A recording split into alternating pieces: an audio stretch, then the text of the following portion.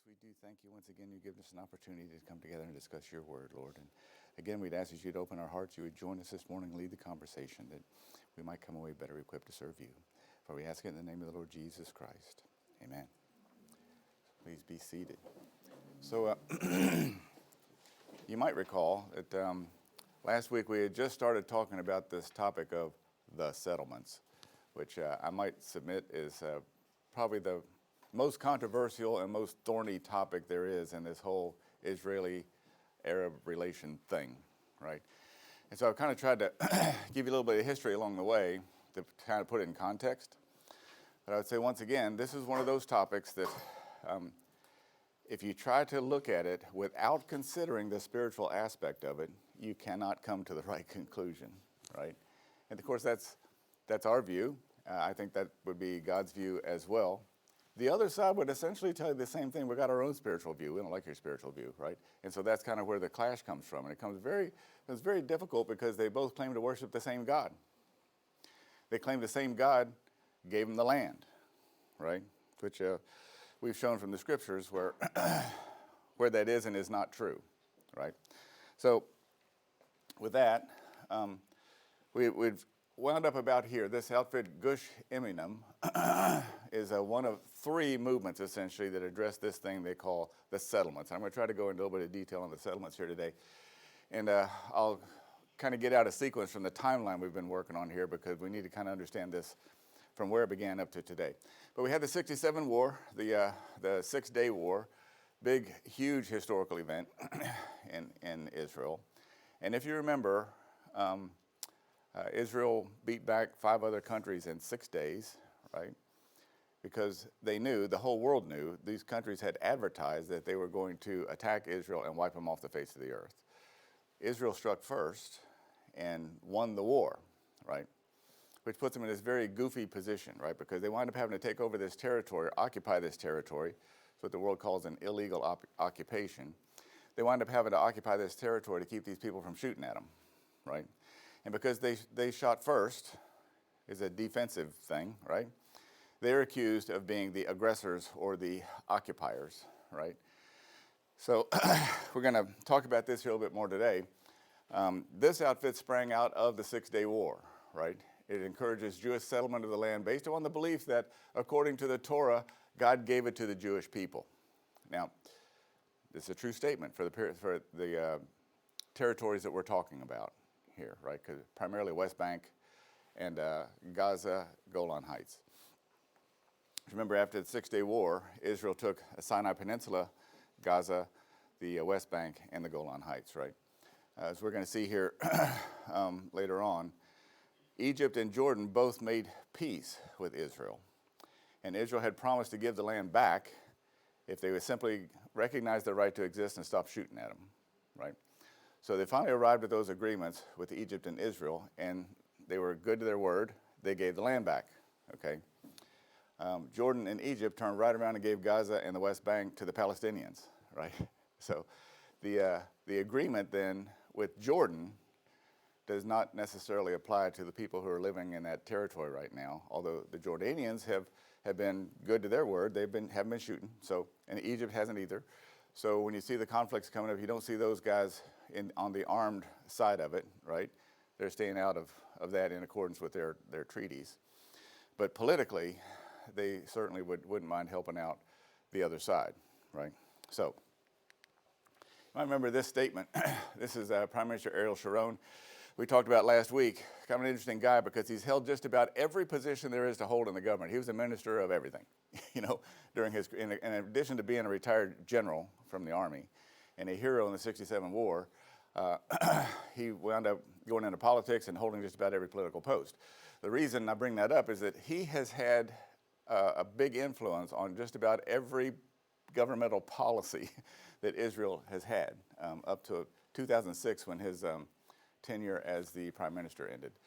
But this is a guy that was a U.S. State Department official living in Jerusalem at the time of his tenure as the prime minister. He says there are 3 kinds of false messianism afoot in the land of Israel. And so he's calling it false, right? He's got his own views of what the spiritual side might be. He's Jewish, right? But he says there's Gush Emunim, peace now, and Ariel Sharon. He says we live in a complex reality in which each proposes a simple answer. Gush Emunim offers faith. They basically say, God gave us this land, we're just going to go live there. This isn't a military conquest in the context of what Joshua did. It's not a military conquest in the context of what Israel did in the 67 war. Just, God gave us this land, we're going to go live on it, okay? This other group, Peace Now, wants to negotiate, come to some negotiated agreement, okay? And then Ariel Sharon, he says, offers force, being a retired Army general. That's kind of the way he looks at things. Now, I would temper that slightly, because if you look back through Sharon's career in all of these other governmental positions, it wasn't always about force. But he was known in the military as the bulldozer, okay? So he had quite a reputation. This guy says none of these are sufficient. All three are necessary, each balancing the other in their place in time. And I think he's probably right about that. There is some element of all of it that has to kind of play together at some point. The key, this is my opinion now, because at the end of the day, the reason it's such a thorny issue is because people can't agree. Even folks on the same side of the issue can't agree a lot of times, right? But in my view, we've got Israel here trying to do what we might call the civil thing. They're trying to live by the rule of law. They're trying to live by international rules. They're trying to, not just go around beating people on the head, okay? You'll find that they have never initiated any of these military conflicts, per se. In the 67 war, they struck first, but it was a preemptive strike because they knew these people were about to attack them, right? So that's one of the controversies in this thing, right? The Arabs, on the other hand, basically shoot and ask questions later, right? And they're kind of all about violence, and that's where some of this strife comes from. But I want to take a few minutes and look at the policies that have evolved over the years with respect to these settlements. It says beginning as early as September 67, remember the Six-Day War was in 67, Israeli settlement policy was progressively encouraged by several administrations. So all the prime ministers since then and their administrations have had some form of support for this settlement idea, right? Some have manifested slightly different than others, but none of them would come up and say, no, we shouldn't be doing that, right? So all of them have sort of had some level of support. So the basis for Israeli settlement on the West Bank became the Allen Plan, named after its inventor, Yigal Allen. It implied Israeli annexation of major parts of the Israeli-occupied territories, especially East Jerusalem, Gush Etzion, and the Jordan Valley. So back in 1967, this is the plan this guy had put forward. And basically, the brown areas here were supposed to be returned back to Jordan. The blue areas were going to be annexed by Israel and made permanent territories of Israel. The green line here is this negotiated point where Israel pushed the attackers back, right, to get them to quit shooting at them. And the international community recognized this boundary they call the green line, okay? So basically, all's fair up to the green line at this point, right? Then they were going to build these link roads to connect these portions of the Palestinian territory that got separated because of the way this land was being divided up, right? So now we have this argument going on. Israel is occupying this territory. And again, my own view is that it's really not the proper word. You might call it a defensive occupation. They were in there to bind the strong man so he quit shooting at him, right? On the other hand, these guys, the Gush Emunim folks, are saying, well, but God gave us the land. It's ours, right? Under normal circumstances in the law and the rules of war, if you have a conflict like this and you win, you get to draw the lines. They could have gone in and said, we're going to take everything to the Jordan River. God gave us that land. We won the war. It's ours. It's our right because we won, right? International community is not allowing them to do that, okay? Which I personally think is a little unfair. However, I wouldn't say this is unique to Israel. The politicians today are all about, let's play nicely in the sandbox and pat everybody on the head and rub their tummies and so on. So this is not unique to Israel. Thought I'd talk for just a second about the types of settlements, because this becomes really a really tough sticking point, right? Because many of these, remember in the beginning, we talked about all through the ages, basically, ever since 70 A.D. when the Jews were kicked out, right? There was always some kind of a Jewish population there. They were in little enclaves all over the country. It'd be a little Jewish settlement here, a little kibbutz over here, and so on. They didn't just, all of them just leave the country. They still lived there.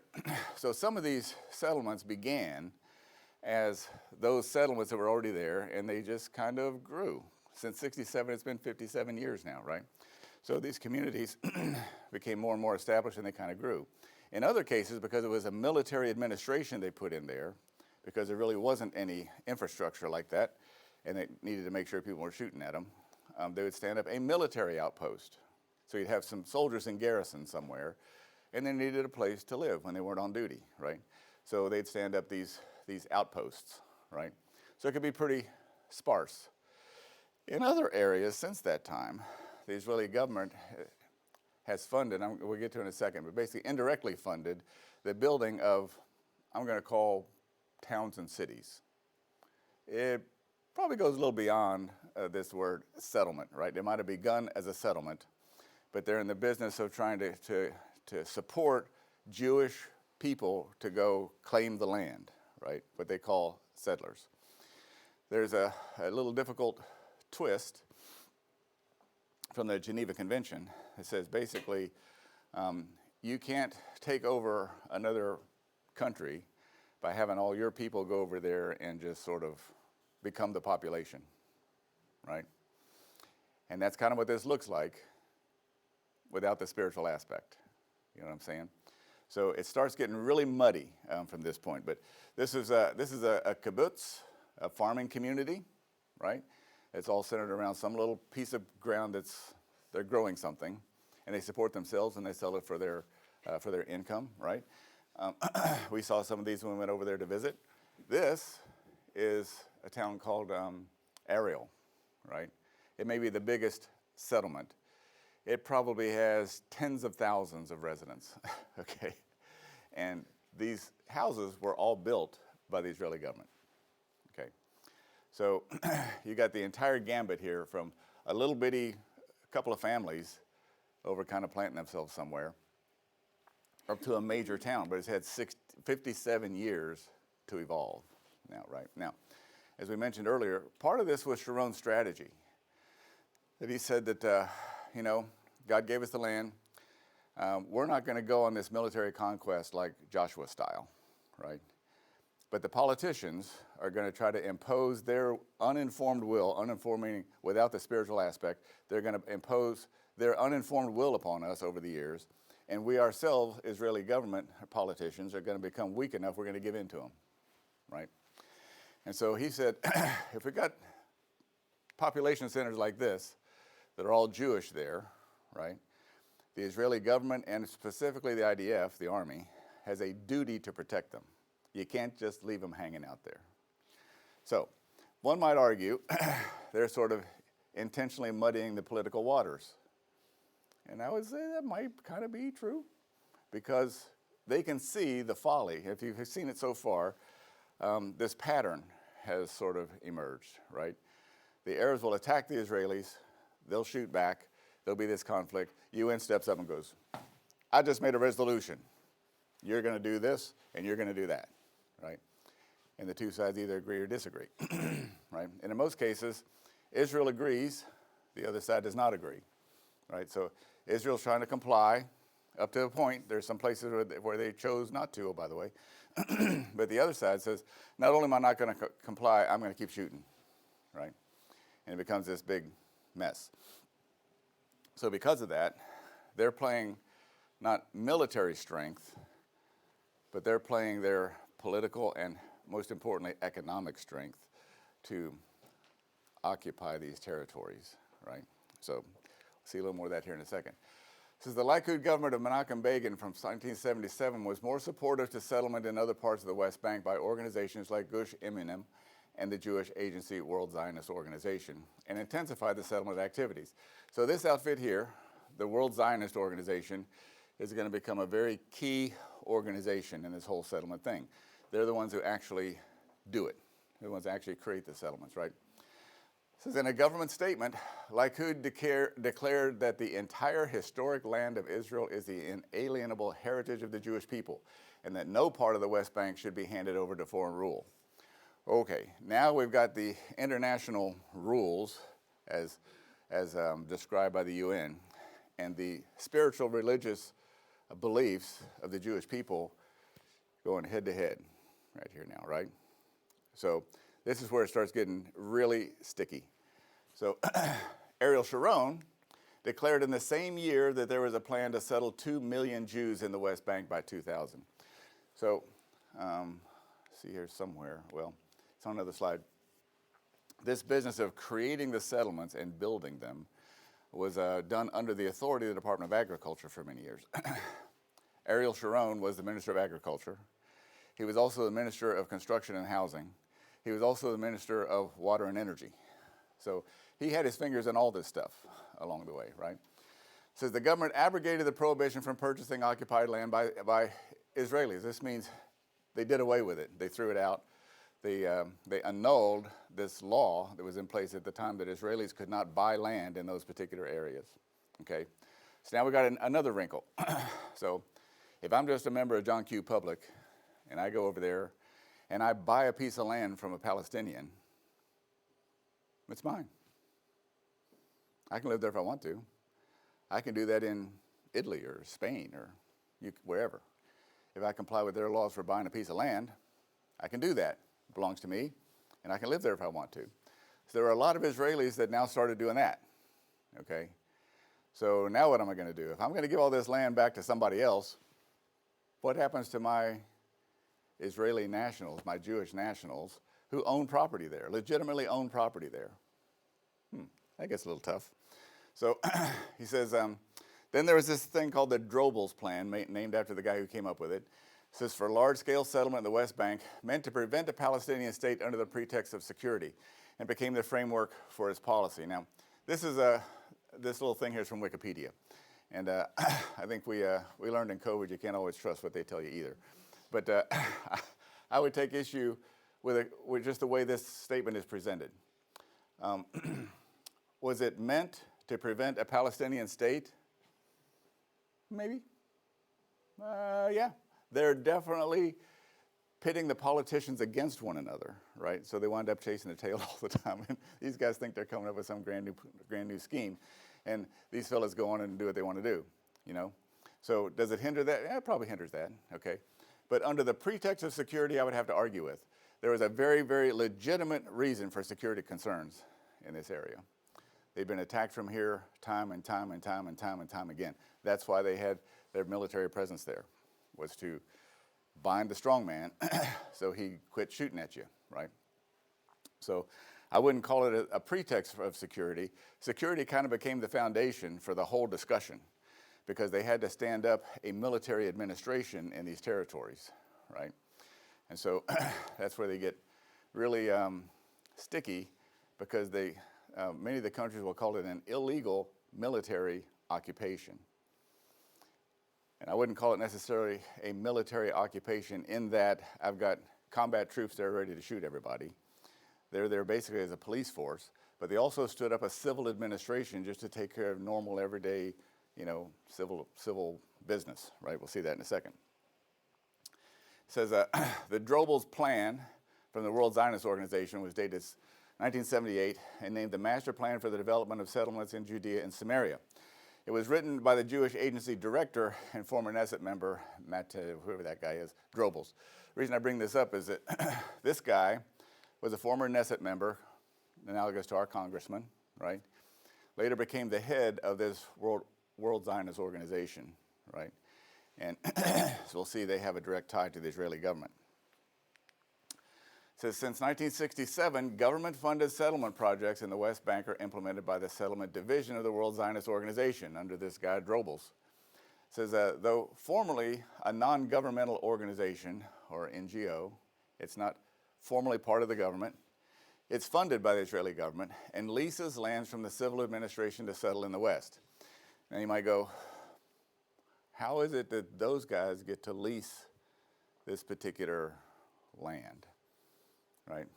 This is becoming very controversial at this point. However, you'll see here in a second, I think it's probably legitimate, but you can have lawyers and politicians make an entire career over that one question, right?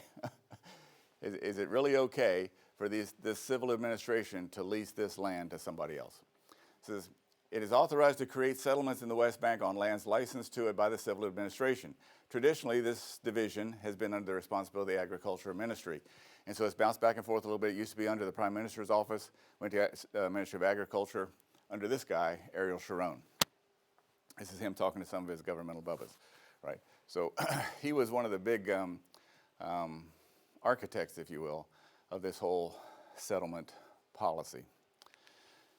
Says at the presentation of the Oslo II Accord on 5 October 95 in the Knesset, PM Yitzhak Rabin expounded the Israeli settlement policy in connection with the permanent solution to the conflict.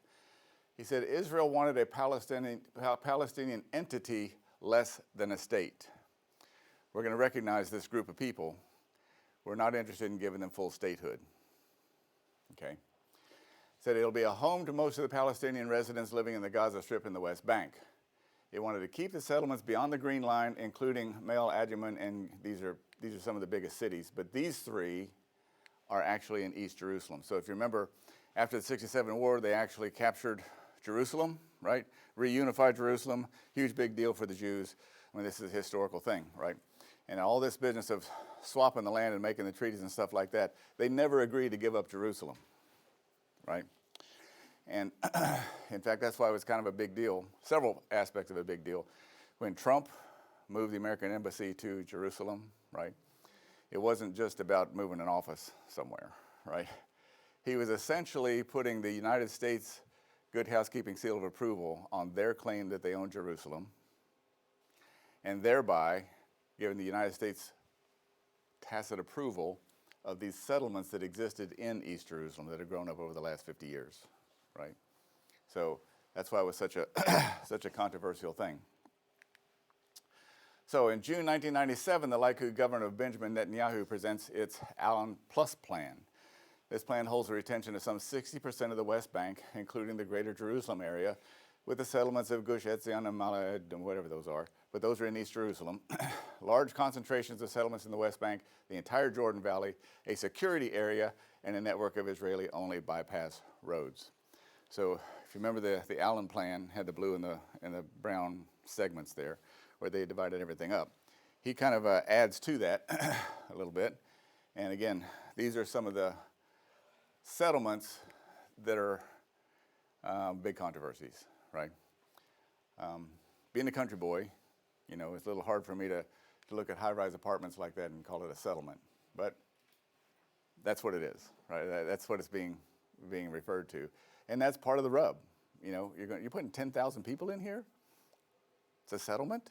Wait, stop, you know. But I want to show you this map, because this is kind of where, again, personal opinion, I don't think the politicians can figure out their own policies, right? And then why I'm talking out of both sides of their mouth. Because what's significant about this map is that the green shaded areas, both the dark and the light green shaded areas, are under either partial or full Palestinian control. So the dark ones are full Palestinian civil and security control.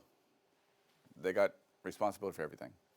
The light shaded ones are Palestinian civil control and joint Israeli-Palestinian security control, basically a police department, right? What amounts to a glorified police department. And many of the countries of the world use their military as police forces as well. So this isn't particularly uncommon.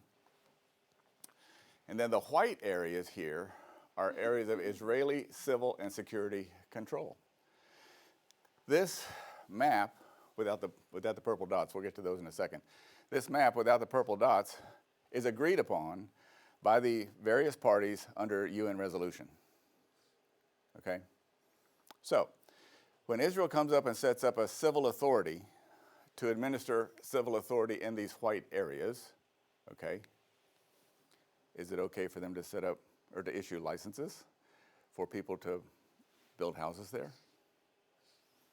Again, if you're a politician or a lawyer, you can spend a whole career trying to answer that question. But my point is that this is not, if I sound biased, it may be because I am, right? But this is not as the media presents it, where Israel is trying to come in here and take over these Palestinian population centers, right? Not in contradiction, I should say, of the agreements that are in place. I don't think that's true. The purple dots are Israeli settlements, existing settlements, and the squares are outposts, the little smaller things. Now, there are a whole bunch of permits that have been issued that can allow more of them to be built, and there are a whole bunch of tenders, they call them, which are contracts that are being offered to construction companies to help build these things, right, they've been approved, but they haven't been built yet, right, by the Israeli government. So, and we're going to talk about the Gaza Strip here in a second. This is what was in the Gaza Strip. This has all been removed, okay, as of 2005, but we'll come to that in a second. But, so in some of these negotiations, I think Israel is trying to put the best foot forward without getting stomped on. You know what I mean? Because they do have certain of their own territorial interests they should be defending, and certainly their spiritual beliefs they want to defend as well, right? And so the rest of the world wants to solve this thing without any spiritual consideration. And I'm going, I don't think you get there from here. So interesting statistics, though. Before Trump's election in 2016, there were 4,476 plans or tenders. These are permits have been issued, or everybody familiar with a tender is? I mean, in this country we call it a request for proposal. It's a proposed contract that you put out on the street to advertise amongst contractors that can bid on a particular kind of work. We call it a request for proposals in this country. In Europe and other places, they call it a tender. Okay, so there are 4,476 tenders as of 8 November 2016. After Trump's election until 2018, there were almost 14,000 of them. Spurred on probably by the fact that he recognized Jerusalem as the capital of Israel. He moved the embassy there. He sort of legitimized the settlements in East Jerusalem, right? And so Israel took full advantage of the political leverage that they were given in that move, okay? No question. They're playing the political game and doing it well.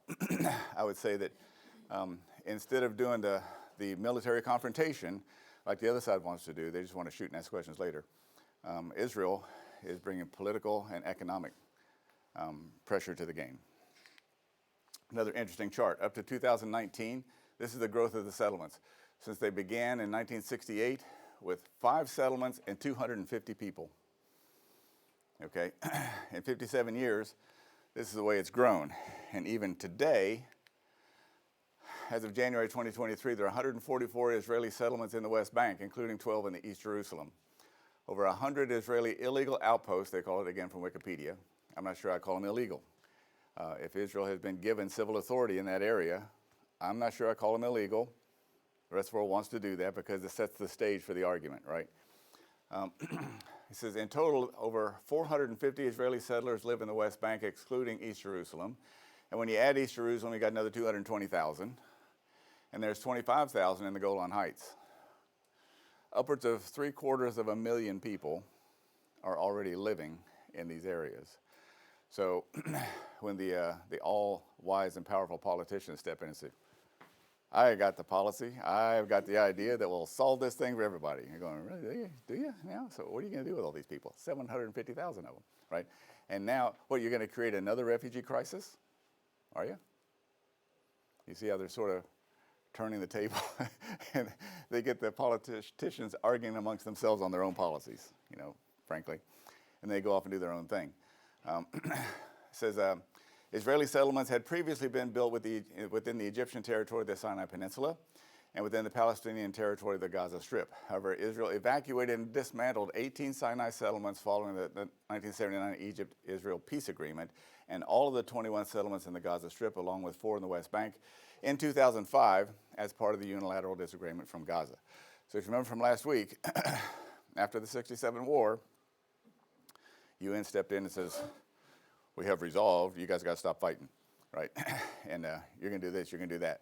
Well, Israel said, I will give you back the Sinai Peninsula, the Gaza Strip, and the West Bank if you recognize my right to exist and stop shooting at me. Okay. Originally, they didn't want to do that. Over the years, it took a little while. I think it was 82 when Egypt actually agreed to sign such an agreement.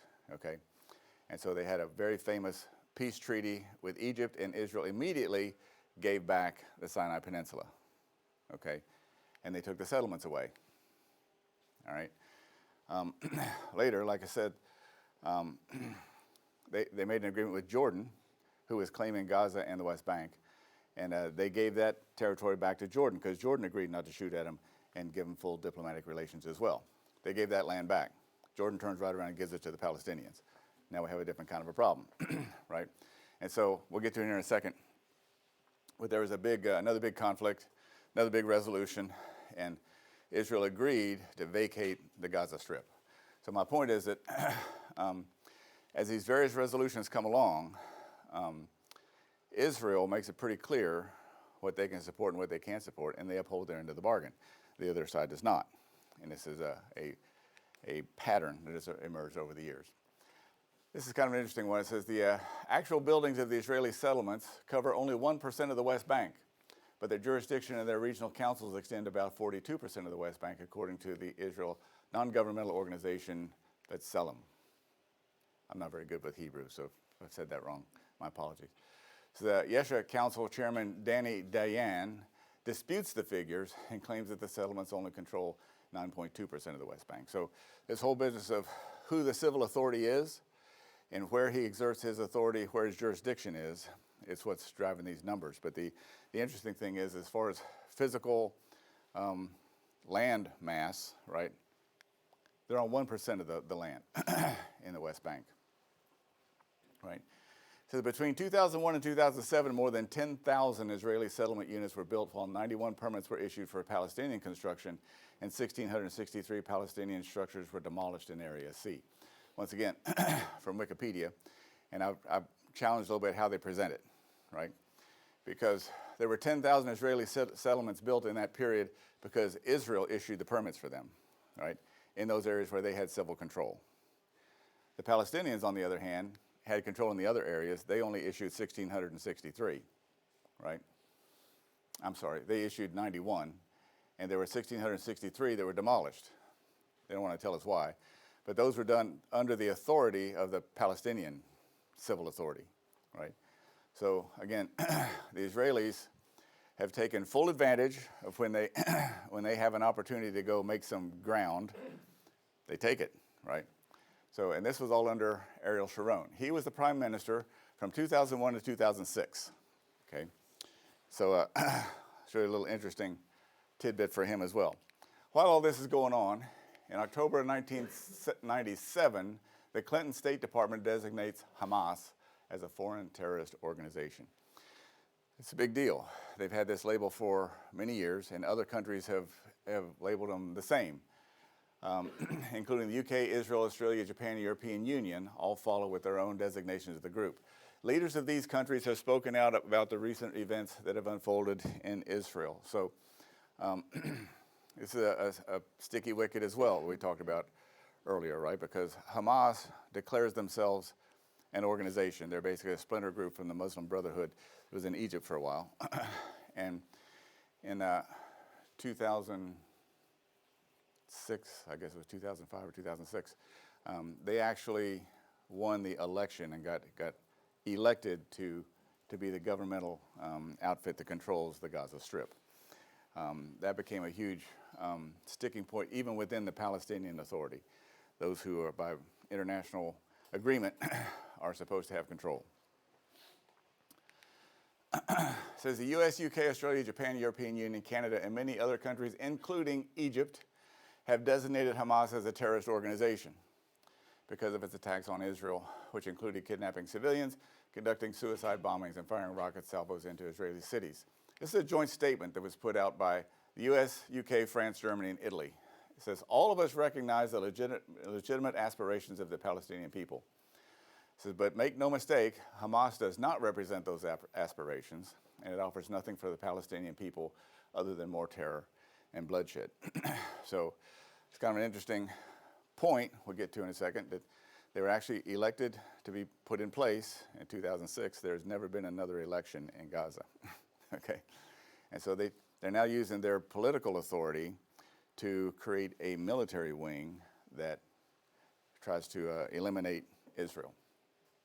It says other countries, including New Zealand and now Egypt, deem only Hamas's military wing, which is called the Qassam Brigades, to be a terrorist group. Important, the UN has not designated any part of the organization as a terrorist group, which you think that might color somehow the resolutions that they come up with, right?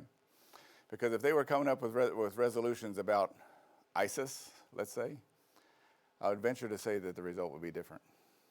But they have not designated Hamas as a terrorist organization at all yet. Although some people would tell you that Hamas basically grew out of ISIS, right? So this is, in addition to the militant activity, Hamas provides social services for people in Gaza, such as education and medical care, including hospitals, under which are all these tunnels. Hospitals are being used for command centers for Hamas military operations in violation of the Geneva Convention and the rules of war.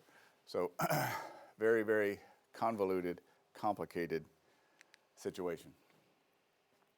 So in 2000, this uprising began in Gaza under Hamas, basically. It's been called the Second Palestinian Intifada. They launched suicide bombs and other attacks on Israelis. The resulting violence lasted for years until a ceasefire was reached, again under UN mandate. It says Israel announced a plan to remove all troops and Jewish settlements from the Gaza Strip by the end of 2005 as part of this negotiation, okay? And in fact, they did that. So I want you to understand what the agreement actually said. Actually, there's one in Lebanon that they made an agreement as well and didn't keep it. But so in December of 2004, Sharon dismissed 5 ministers from the Shinui party for voting against the government's 2005 budget. In January 2005, Sharon formed a national unity government. So this is another thing, if you're tracking Israel, I should get Brother Israel to brief some of this stuff, right? Because he's very well informed on, well, Israel. He's been tracking it for a long time. But Israel has their own problems with internal politics, right? But this is kind of interesting. It says between 16 and 30 August 2005, Sharon controversially expelled 9,480 Jewish settlers from 21 settlements in Gaza and 4 settlements in the northern Western Bank. It was known by some Israelis as the expulsion. Once it became clear that the evictions were definitely going ahead, a group of conservative rabbis, led by Rabbi Yosef Dayan, placed an ancient curse on him known as the Pulsa de Nura, calling on the angel of death to intervene and kill him after Israeli soldiers bulldozed every settlement structure except for several former synagogues. So, as part of this agreement, this whole ceasefire thing at that particular time, the Second Intifada, Israel agreed to pull out of Gaza, okay? They did that. They completed that in 2005, and that's why I take strong exception to the media talking today about the attack that happened in October as being in response to Israel's illegal occupation of Gaza. Israel's not occupying Gaza anymore. Haven't been since 2005, okay? So that's just a plain outright falsehood as far as I'm concerned. We'll see where Israel was involved with controlling some of the commerce back and forth because of terrorist activity that's coming back and forth across the border. So this is a picture of them actually bulldozing the houses. This young lady is not happy about it. She's a Jewish girl that's obviously distressed because her house has been bulldozed by her own government, right? It says 1 year in 2006 after Israeli disengagement from Gaza, Hamas wins the legislative elections. So they take control of the government in the Gaza Strip. Israel's departed, Hamas takes over. Creates political tensions with Fatah in the West Bank. This is the other ruling party, if you will, for the Palestinian Authority, which is recognized by the international community as the folks who are supposed to be speaking for the Palestinian people, right? And so now Fatah and Hamas have fallen out. Hamas literally kicks them out of Gaza and takes control. They've not had another election in Gaza since then in, 18 years, right? So the influence of Hamas on the people has evolved tremendously over the last 18 years without the check of another election, right? This began what has been called the Hamas Wars. Israel's been involved in repeated violence with Hamas. They're a Sunni Islamic militant group that assumed power in 2006. Some of the more significant conflicts going from 2008, 12, 14, 21, and now 23, okay? It just keeps happening over and over and over. That's why you hear Netanyahu saying, I have to dismantle Hamas. I have to make them cease to exist because they will keep doing it over and over and over. History has proven it, and they themselves have sworn that they will continue to do these attacks over and over and over again, okay? So this is the disengagement from Gaza. It says Israeli soldiers formally left Gaza on 11 September 2005 and closed the border fence at Kisufim. While the decision to withdraw Gaza sparked bitter protests from members of the Likud party and the settler movement, opinion polls showed that it was a popular move amongst most of the Israeli electorate, with more than 80% of Israelis backing the plan. So once again, this whole negotiation took place after the UN brokered the ceasefire that was going on. Israel says, we'll get out of Gaza. The populace says, we agree. Get out of Gaza, let them have it, right? So it was very, very controversial at the time as well, because there were protests here on both sides of the line, right? You had Arabs shooting at Israelis, and you had Israelis shooting at Israelis because they didn't like the policy, right? So, another interesting twist if you haven't followed Israeli politics in a while, right? It says in 27 September 2005, Sharon narrowly defeated a leadership challenge by 48% vote. The move was initiated by the Central Committee of the governing Likud party by Sharon's main rival, Benjamin Netanyahu. Okay, so Netanyahu, currently in power, I think he's the longest serving prime minister in Israel's history, right? And Sharon didn't see eye to eye on this business of leaving Gaza. In fact, Netanyahu resigned from the cabinet in protest to that policy. And he tried to stand up a challenge to Sharon's authority and essentially create a special election to vote him out, right? But Sharon won, all right? So his attempt to call an early primary in 2005 to choose the party's leader. So just want to remind you a little bit about the timeline here. So it's August when they decide to adopt this policy to leave Gaza, right? It's September when they're bulldozing all the houses, right? And this rabbi puts a curse on Sharon, that the angel of death would kill him, right, for all that. In December, Sharon has a stroke, okay? 18 December 2005, he has a stroke. He recovers after being in the hospital for a little while and goes home. He insists on going back to work. He's the bulldozer, right? He was scheduled to have surgery on the 5th of January 2006, and the day before, he has a massive cerebral hemorrhage and goes into a coma. He lay in a coma for 8 years before he died, okay? There's a lot of folks who attribute that to the Jewish cleric's curse, right? And in fact, you can find places in the scriptures where God says, don't divide up my land, right? So there's been a lot of folks who've attributed his death to the fact he became that weak politician who gave back the land, okay? So a little more controversial. I'll leave you to form your own opinions on that one.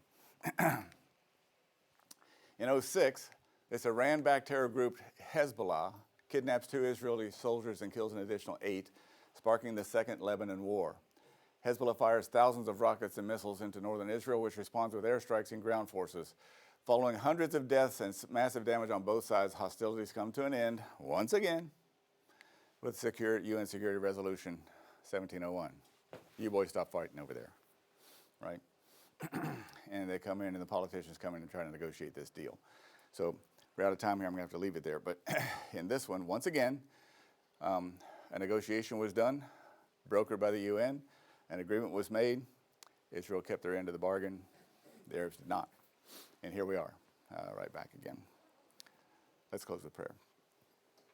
Lord Jesus, once again, we do thank you for your word, Lord. We thank you that you've given us a prophet to illuminate it for us and the ability, Lord, for us to look into these things with a little different insight than the rest of the world might. We pray, Lord, that you would reveal to us those things that you would have us to know, that we would know how to conduct ourselves in these last days, that we might represent you well in all that we think, do, and say. We'd ask once again you'd open our hearts as the bread of life is broken to us from the pulpit, that we would come away better equipped to serve you. For we ask it in the name of the Lord Jesus Christ. Amen.